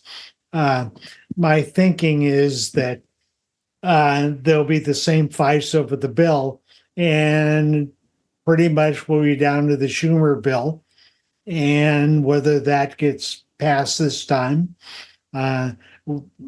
Challenging little. You have a 63-page bill, and challenge one or two different issues to kill it, like happened last time. We'll see whether people are ready to move on and be able to leap over this next hurdle. I'd like to amplify on Ivan's, I think it's a really important idea. Think about this. If we get what we want and it comes out, well, then we'll start the discussion of what the heck are we going to do about it? Right. If we don't have some sort of ideas, framing it in human terms and humanities terms, some fundamental concepts that ground us and put us in a position to move forward, we may end up with catastrophic disclosure, as Colonel Nell said the other day. And so if the UFO community doesn't pick up the mantle on something like this, instead of arguing over how many pins are being stuck into Dave Grusch, which is important, but there's also a big issue. I taught decision making in urban communities at the San Diego State School of Public Affairs for a couple of years. And in decision making, a lot of times what happens is people focus on the wrong issues or don't have all of the issues in front of them. And the ability to make correct decisions drops precipitously if you don't. And so if the UFO community sits by and doesn't start putting together some of these kinds of basic concepts, and I'm heartened by the Soul Foundation's formation as one source of this, but we have people that have been studying this all their professional lives.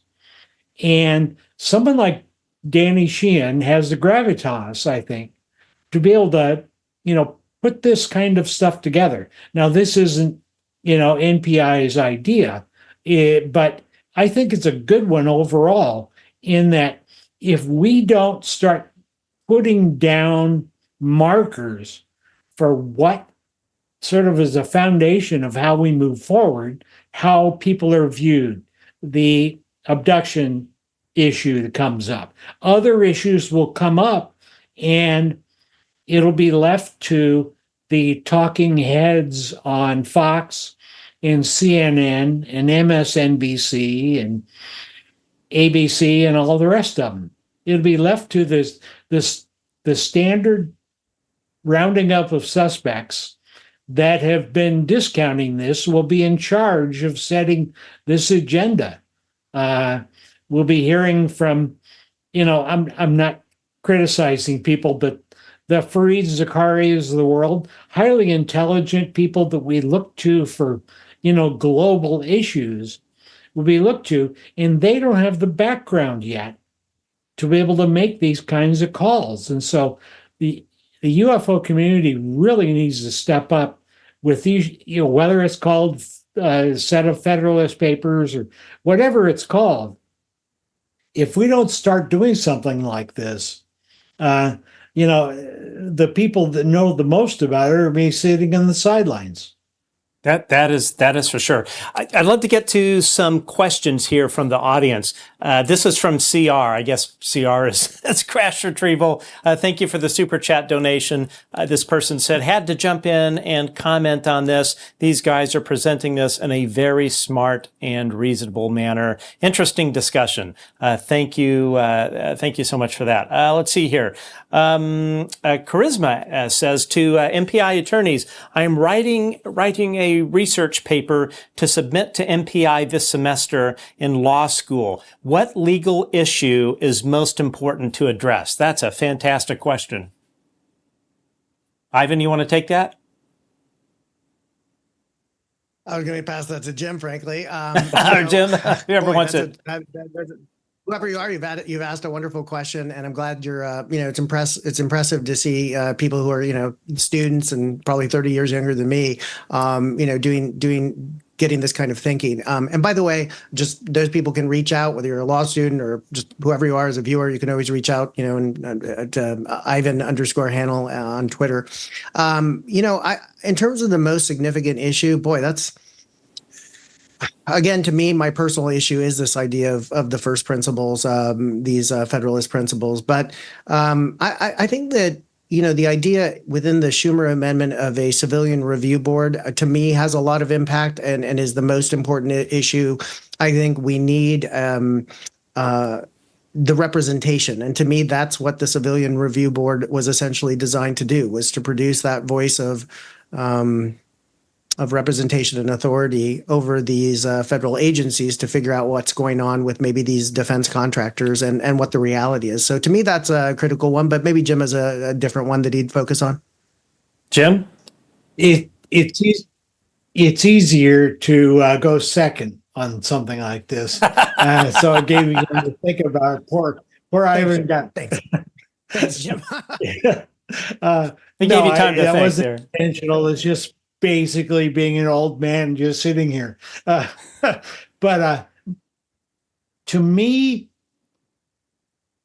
from a law school perspective and talking about philosophical things are important, but I would look at, okay, back in 1952, the Robertson panel met and basically set up a lot of what the Air Force and CIA have done ever since on how to manage the issue. Now, a lot of things have gone on behind the scenes that we have no idea what they are. Maybe crashed flying saucers sitting in warehouses or whatever. But this was kept secret. Okay. And so they couldn't tell Congress. So it's really hard to go to Congress to say, we need a law that allows these contractors to work on these things and for the Air Force to do these other things, and for the CIA to run around and take away radar tapes from the USS Princeton after the 2004 Nimitz incident. Okay. So let's assume they got a secret presidential directive to do all this. Well, then the next year, Congress passes a new set of laws. And those laws take effect over any administrative, underpinning for what the program was. And so over the years, laws change, and a lot of these programs that have been hidden are not going to go keep up with the legal changes. And so I would be looking at things like maybe the defense acquisition regulations to see if they allow something like this, maybe a paper on what is allowed. Because, up until the UAP law in 2021, these changes were made without UAPs in mind. But when a statute says notwithstanding any other law, it doesn't matter whether they mention UAP. If it applies, it applies. And so in 2021, there were specific provisions that brought under the UAP law all the authority. And so from that point forward, it'd probably be a simpler way for a law school paper on how that affects what has been alleged behind the scenes. Because, that's the disagreement I have over eminent domain is it's hard to use eminent domain. We don't even know if they have authority. And so to me, a good law school paper or law review article would be, how did the 2021 UAP law, undercut what the Senate, and all their rules are looking for and regulations and laws are looking for? And so that'd be a simple way to do it, because that statute sort of occupied the field, it's called. It's an expression in law. And so when you occupy the field, everyone's got to jump into that field to be legal. To sort of sitting at city council meetings for 35 years, sort of dumbing down law. I'd have attorneys come to me later and go, you left out so many important things. But right. You have to have the public understand it. But the thing is that when you have a statute that says this statute controls everything, well, what is it controlling? And what are they? And you don't have to know exactly what's there, because all you have to do is look at what the Senate Intelligence Committee is putting out, because it shows that 17 members out of 17 think there's something there. And so I think that would be, in my opinion, that's throwing out one law review article that I could think of. Well, and she actually has another point here, and I'll throw this to you as well. Isn't the drafting process a public record, the discussions, et cetera? I know it is like that at the local and state level in Washington state. The drafting, whenever you're drafting legislation, that is not a record you can gain through FOIA or most Public Records Act, because to do so would interfere with what is called the deliberative privilege. If someone's circulating a law around to a bunch of staffers and asking their comments, who's going to comment if it becomes public? Because it could be used against the agency in later litigation. It can be used to misconstrue things. And so there's a pretty hard and fast rule that during the drafting process, that you don't get that kind of information. So you sort of have to figure out through proposed drafts that are made public, and compare it to the law and sort of back engineer it. Sorry, that's a lawyer's. The more you ask me law questions, the more I start talking like a lawyer. No, I think that's what she was looking for. Tim R. says, this may be one of your best shows, great guests, and super interesting. Thank you so much for that. Thistle's Last Stand, thank you for the nice super chat donation. I have one last question here, so we can wrap it up here.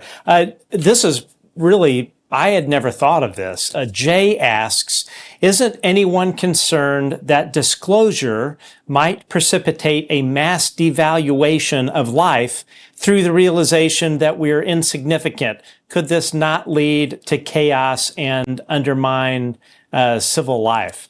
Wow, that's pretty profound. Ivan, you want to take that?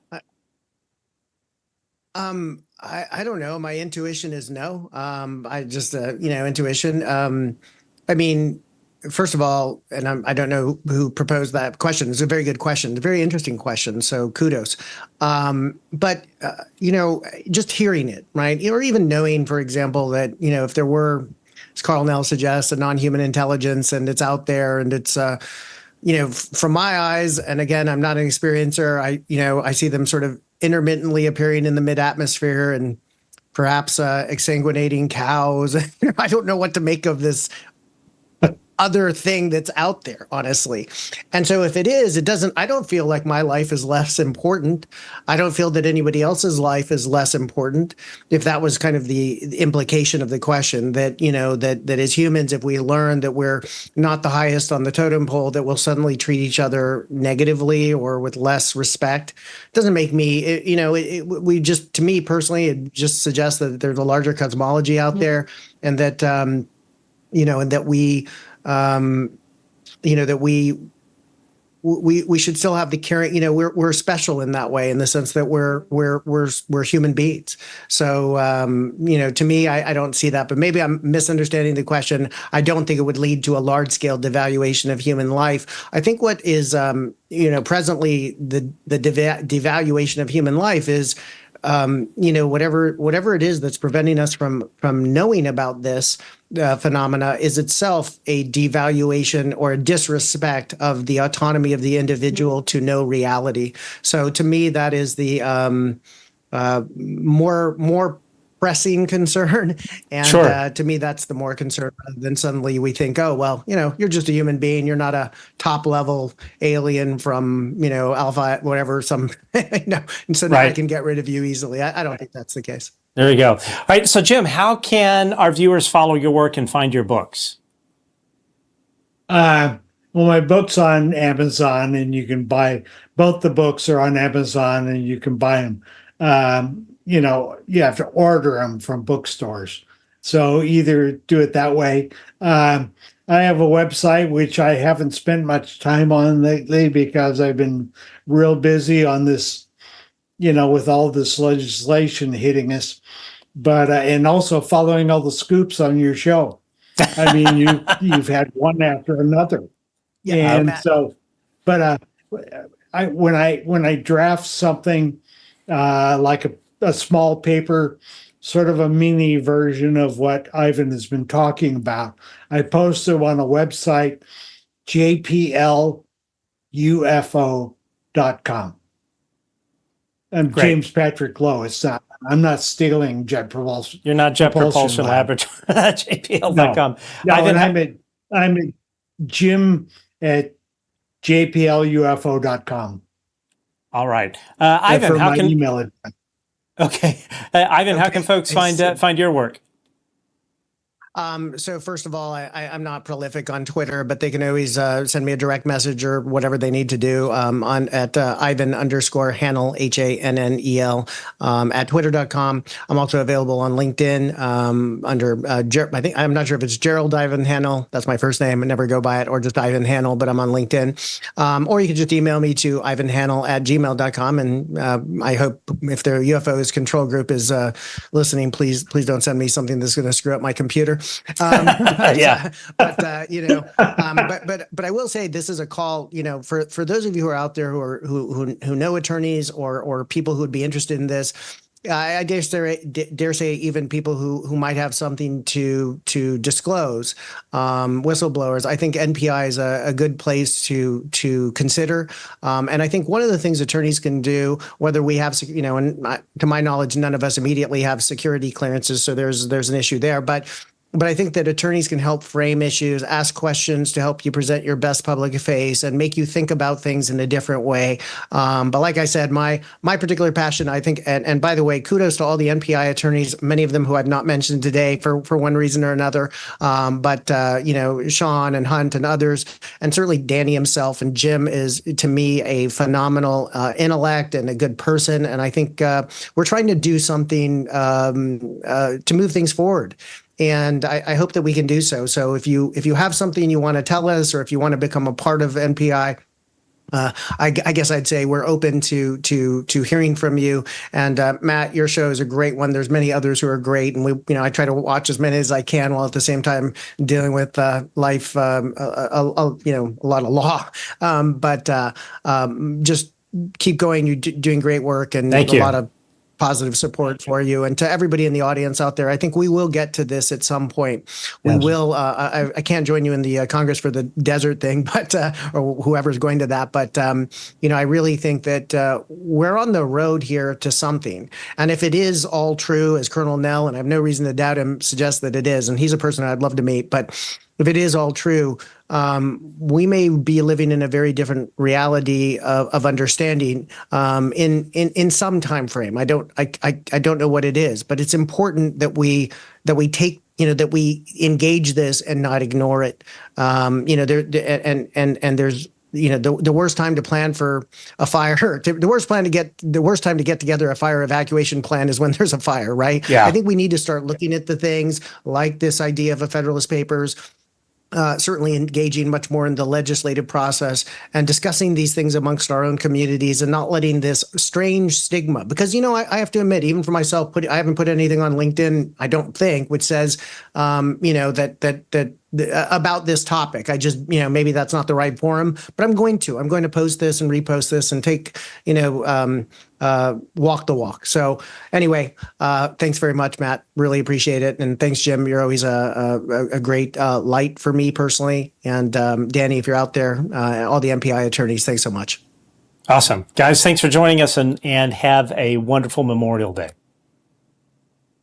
You too. All of you veterans out there, all the veterans, obviously, who are still out there, and all those who have passed, much respect.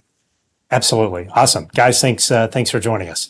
All right. Wow. What a wonderful show. We have been very, very fortunate to just have incredible guests that often leave you with more questions or more things to consider, to think about.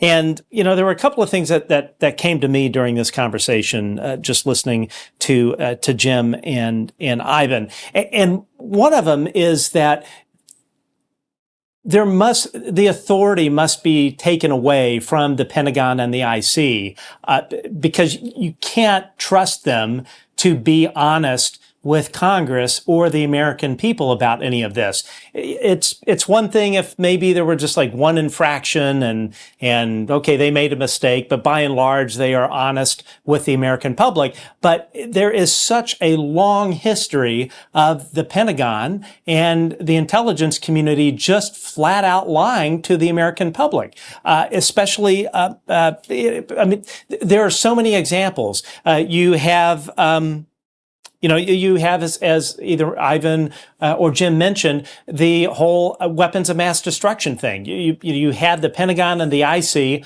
pushing this whole thing that there were WMDs in Iraq, and 20 some odd years later, that has not proven to be true. Senator Kirsten Gillibrand had to hold the Pentagon's feet to the fire regarding sexual assault. The same thing. Pentagon lying, covering it up. Same thing with the intelligence community. You have the same thing with Gulf War syndrome. All of these veterans who have served our country becoming ill from all of the burn pits and whatnot in Iraq. Same thing. Everybody says, hey, Pentagon, what's going on? Pentagon says, nothing to see here. It's all in their heads. The exact same thing with Havana syndrome.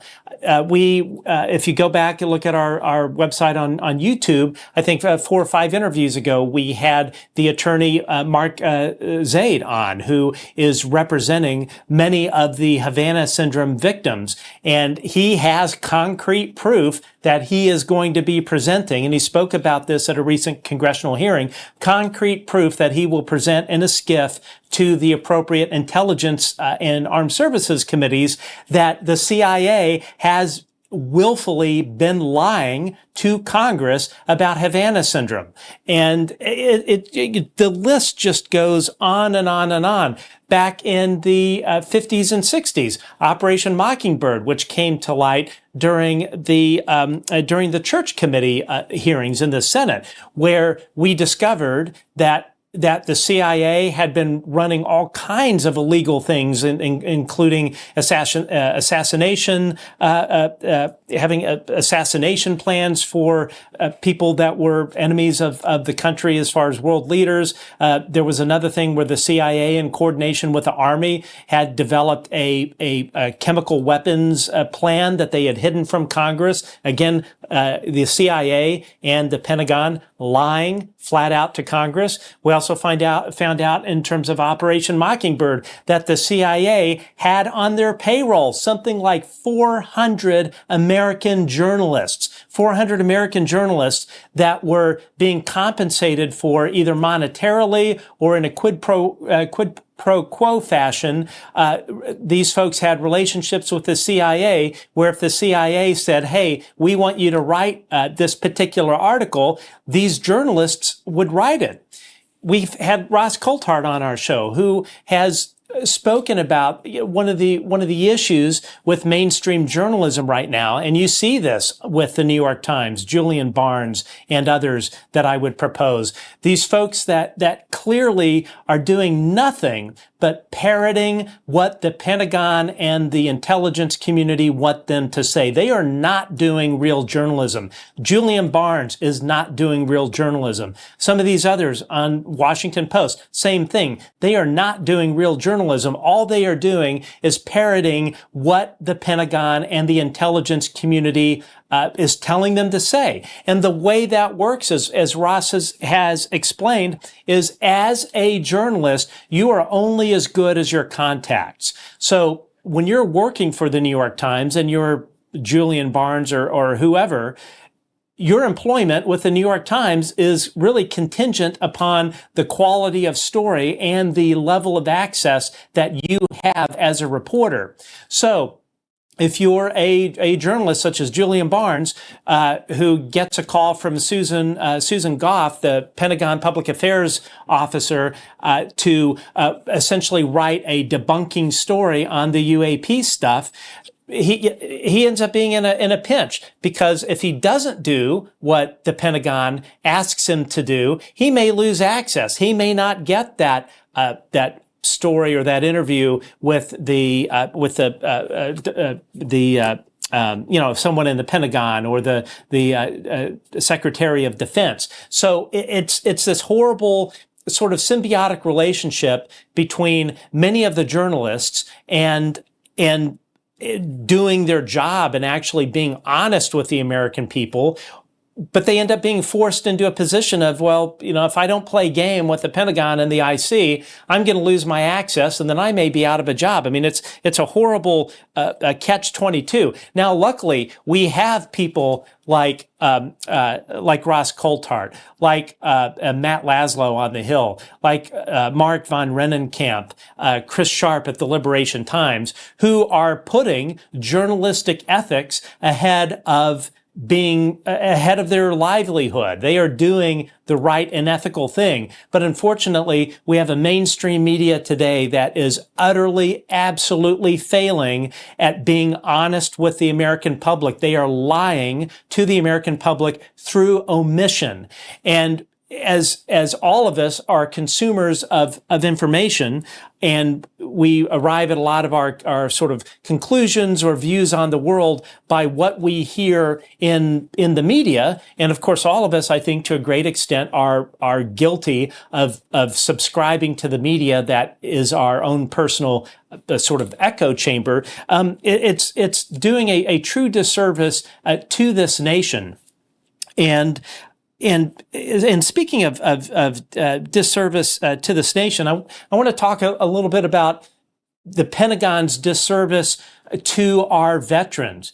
Tomorrow is Memorial Day, of course, and you have to sit and just ask yourself, what is wrong with the people in the Central Intelligence Agency, in the intelligence community, in the Pentagon, that you have men and women who wear the uniform of the United States, sacrifice, give everything to this country. Of course, the ultimate sacrifice of giving their lives to this country. You have people, men and women in the national security establishment that have been targeted by Havana syndrome while on overseas deployments, or even here in the U.S. that have been hit with Havana syndrome, that have permanent physical damage to themselves, or their family, their wives, their children have been victims of Havana syndrome while on deployment with their spouse who is working for the government. You have Air Force veterans, men and women that were nuclear launch control officers holding some of the nation's highest security clearances because they have the ability on the president's orders to launch our nation's most destructive weapons. You have those folks that had UAP encounters where UAPs went and disabled their entire flight of Minuteman intercontinental nuclear-tipped ballistic missiles. You have all of these veterans that have given themselves and sacrificed everything for this country. And then you have this cancer in the Pentagon and the CIA that throws them under the bus, lies to the American public, lies to Congress, and lies to these folks that have really given everything to the American public. And I can't think of a more perverse and un-American way to operate than how the Pentagon and the intelligence community have treated our veterans when it comes to Havana syndrome, when it comes to this UAP topic.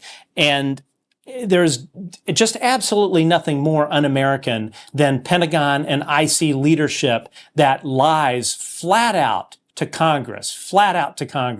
It is literally as if the Pentagon, the Department of Defense, and the intelligence community, the CIA, are just giving the middle finger to Congress and our elected officials. Because quite frankly, what we have learned is these lifers that are in the Pentagon and the CIA, these folks that are senior executive service level people, these folks that are not political appointees, these folks that are deputy assignments, they consider members of Congress, presidents of the United States, Secretary of Defense. They consider these folks temporary employees who do not deserve to know any of this. And I played yesterday Congressman Tim Burchett and Congressman Tim Burchett and Congresswoman Anna Paulina Luna, who were holding a hearing, and the Energy Secretary, I'm blanking on her name, the Energy Secretary, who is, of course, is a political appointee, part of the Biden administration, they are holding her feet to the fire regarding the Department of Energy's involvement in the UFO UAP cover-up, and in particular, the crash retrieval operations. Now, as I've mentioned many times before, back in November, I was fortunate to work on a literal bombshell article for the Daily News with journalists, not Ross Coulthart, would love to collaborate with Ross, but journalists Christopher Sharp and Josh Boswell, where we laid out in detail for members of Congress and the American public exactly how the CIA's crash recovery operation and back engineering program operated. We spoke about the directorate that it was being run out of under the CIA, the super secret Office of Global Access, which is, by the way, no longer called the Office of Global Access. CIA decided to rename it, probably because of the amount of heat that we were putting on them about that. And Joint Special Operations Command, who are the folks that are sort of in charge of the tier one operators, and how when these crashes occur and we have a sensor platform, a sensor suite to detect when these things go down. Office of Global Access, the CIA, they generate these recovery operations that consist of JSOC tier one operators, Navy SEALs and whatnot, and Department of Energy personnel that are sent on a C-130 to go and pick this stuff up that are from our neighbors that are not here on Earth. And so here Anna Paulina Luna puts the Department of Energy Secretary on the spot and says, do you guys work with JSOC? And if you watched how this Energy Secretary, Gresham or something like that, a lady, reacted to all of it, she was completely caught off guard, just completely stammering and stumbling, and between the question set from Republican Congresswoman Anna Paulina Luna and Tim Burchett, she was just falling flat on her face. And it was blatantly obvious she was trying to cover her tracks, cover up whatever they were trying to ask. I think at one point she nearly said Office of Global Access, which that office is so secretive that it would be a miracle to get anybody from the Pentagon or the IC to talk about it. And certainly members of Congress are very reluctant to talk about this very important division, which is, as I said, now named something else that is being run out of the CIA. But again, time and time again, you see when you have members or officials from the Pentagon and the CIA testifying in front of Congress, they flat out lie to them every single time.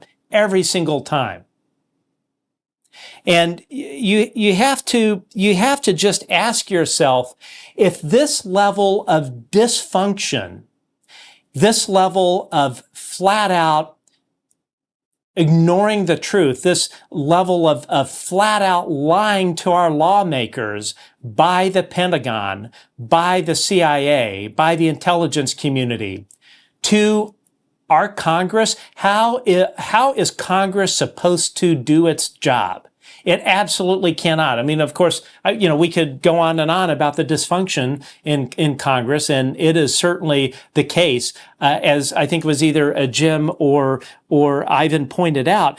This particular issue is one of the few issues where we have members on both sides of the aisle coming together. I mean, who would have ever thought that we would see AOC and Tim Burchett strike up some kind of friendship that I'm guessing was over this? You're seeing a lot of this. But at the end of the day, and what we have messaged to members of Congress and staffers, both in a front-facing way and behind the scenes, is that Congress, you have to get your congressional authority back. It is time to take this authority away from the Pentagon and the CIA, because as Jim Lough pointed out, you can't trust them to do the right thing. We have seen that. And so long as the Pentagon is investigating itself, so long as the Central Intelligence Agency is investigating itself, and so long as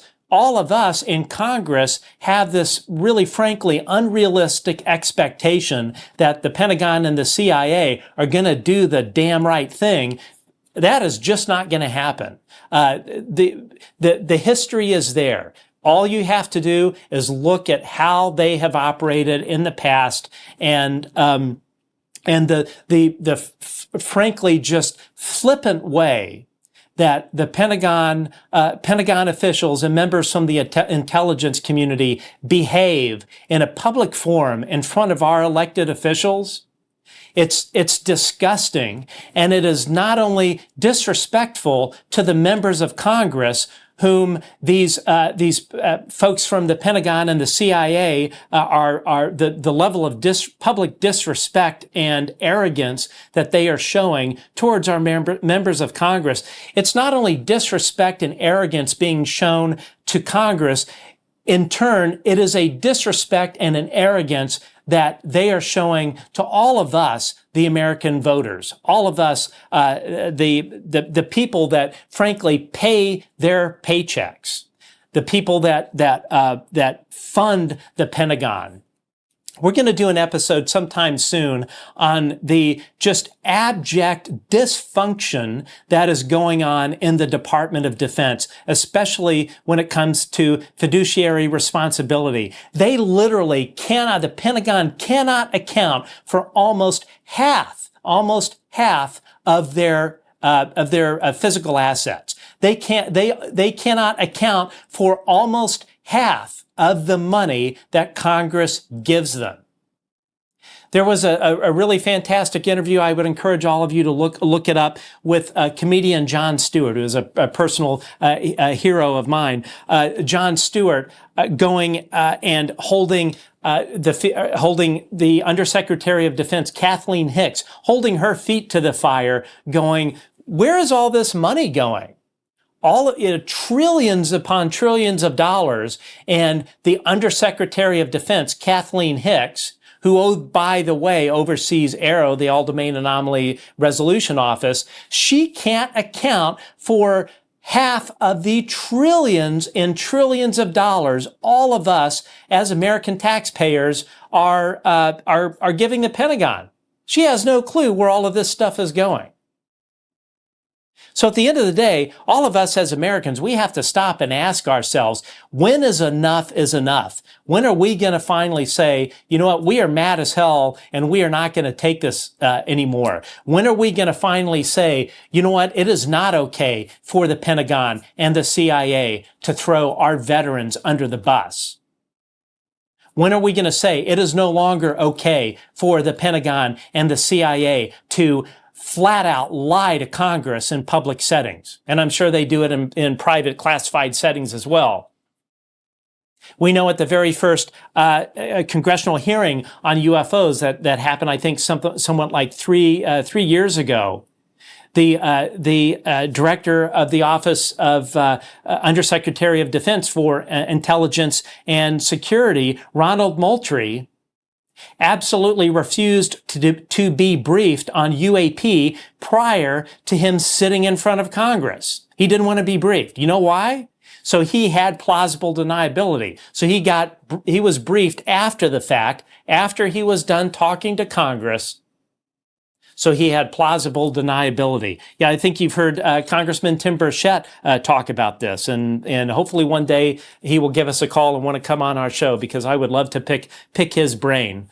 And but yeah, I think all of us, when we think about the men and women that have given everything to this country on Memorial Day, our military veterans, the veterans of people from various services that have served our country. I want all of us to stop and just think for a moment what a slap in the face it must be for all of these men and women that have given everything to protect our freedom, to have the Pentagon and the CIA throw them under the bus. It's un-American, it's a perversion of our democracy, and frankly, it has got to stop.